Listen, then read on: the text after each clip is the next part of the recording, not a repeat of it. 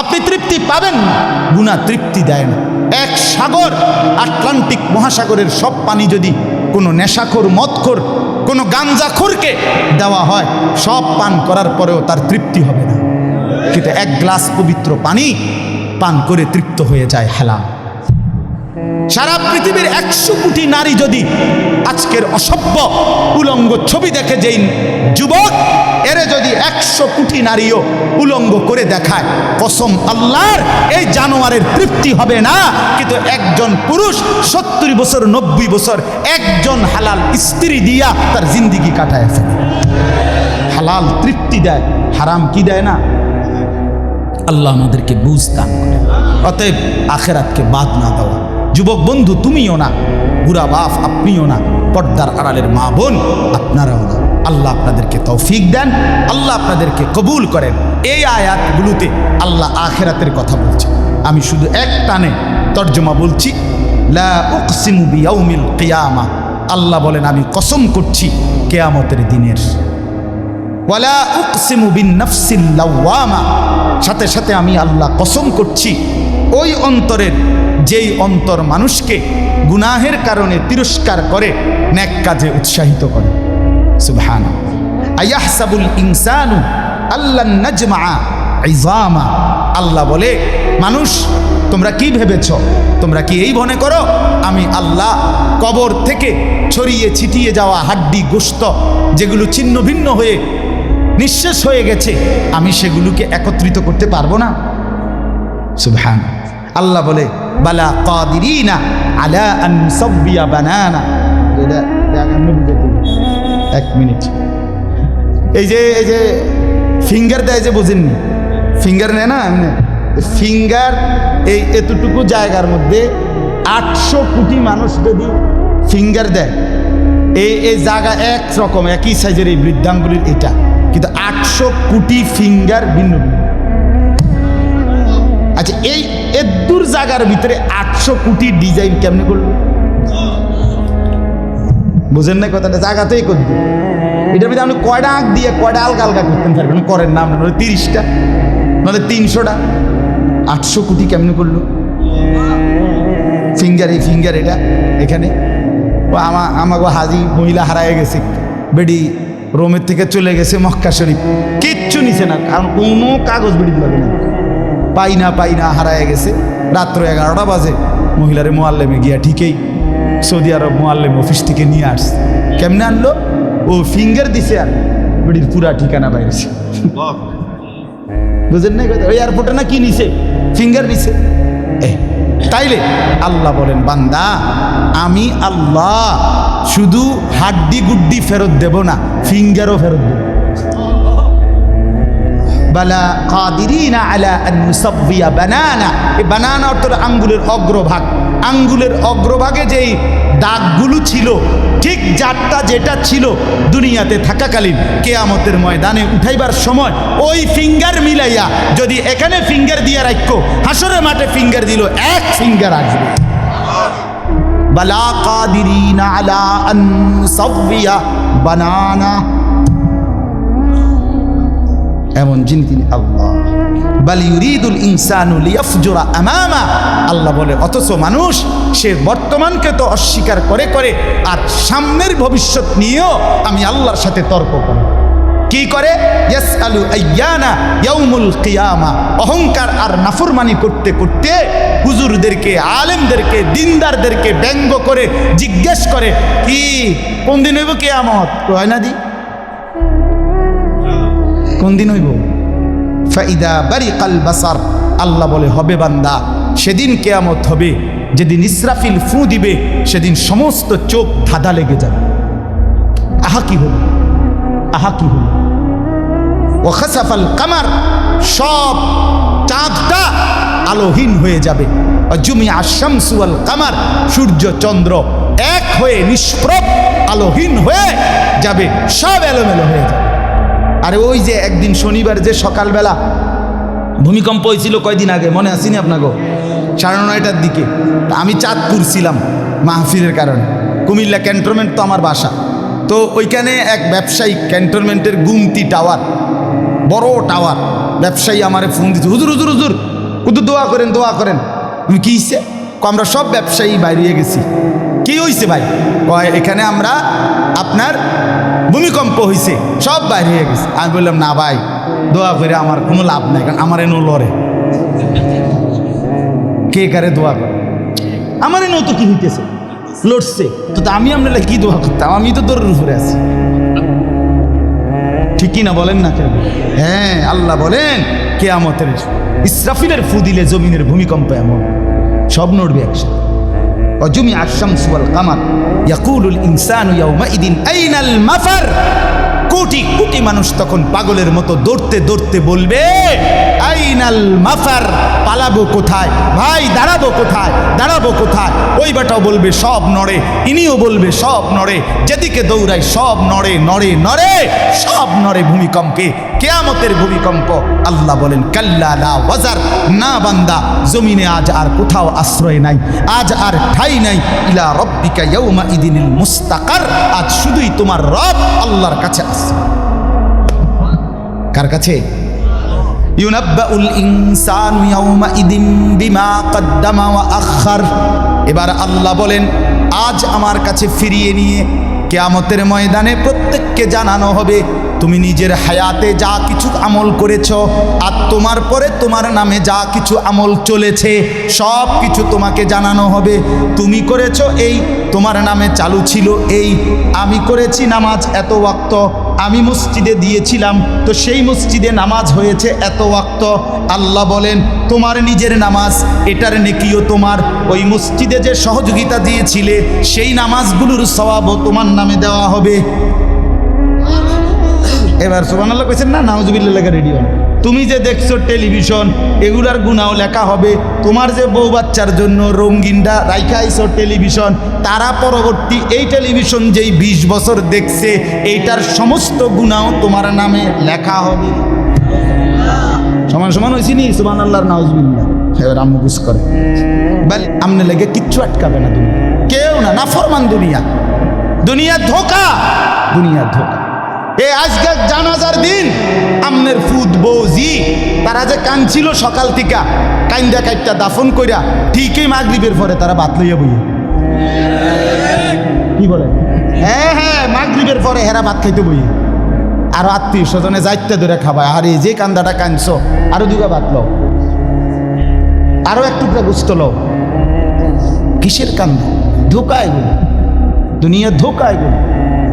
আমার আখেরাত আমার, আমার কবর আমার, আমার মালিকের সামনে আমাকে দাঁড়াইতে হবে। এই জন্য দোস্ত আমার এমন দুনিয়া না চাই যে দুনিয়া আল্লাহ ভুলায় দেয়, যে দুনিয়া আখেরাত ভুলায় দেয়। এমন কামাই করা না চাই যে কামাই নামাজ ছেড়ে দিতে হয়। কেন ছাড়বেন নামাজকে? দুনিয়া করেন, কোনো মানা নাই। আল্লাহ তাআলা দুনিয়া বাদ দিতে নিষেধ করছে। দুনিয়া বাদ দিলে আপনি নেক আমল করবেন কেমনে? দুনিয়াতে না থাকলে আপনি সেজদা দিবেন কেমনে? শরীর সুস্থ না থাকলে আপনি নামাজ পড়বেন কেমনে? হ্যাঁ, তাইলে দুনিয়া অর্জন করতে, কামাই করতে নিষেধ করে নাই, আল্লাহকে ভুলতে নিষেধ করছে, আখেরাত ভুলতে নিষেধ করছে, হারাম করতে নিষেধ করছে। আল্লাহ বলছে হালালের মাধ্যমে বান্দা আমি তোমার সমস্ত জরুরত পূরণ করতে সক্ষম। সক্ষম কিনা বলেন না? সক্ষম। বছরের পর বছর অসংখ্য মানুষ হালালের মাধ্যমে দুনিয়ার জরুরত পূরণ করছে। আল্লাহ আমাদেরকে বুঝ দান করে। আমার নওজোয়ান সাথীরা, আমার বাপ, আমার ভাই, আমার বন্ধু, নিজের দিকে নজর দেন, ছেলেটার দিকে নজর দেন, মেয়েটার দিকে নজর দেন, আখেরাতের ফিকির করেন।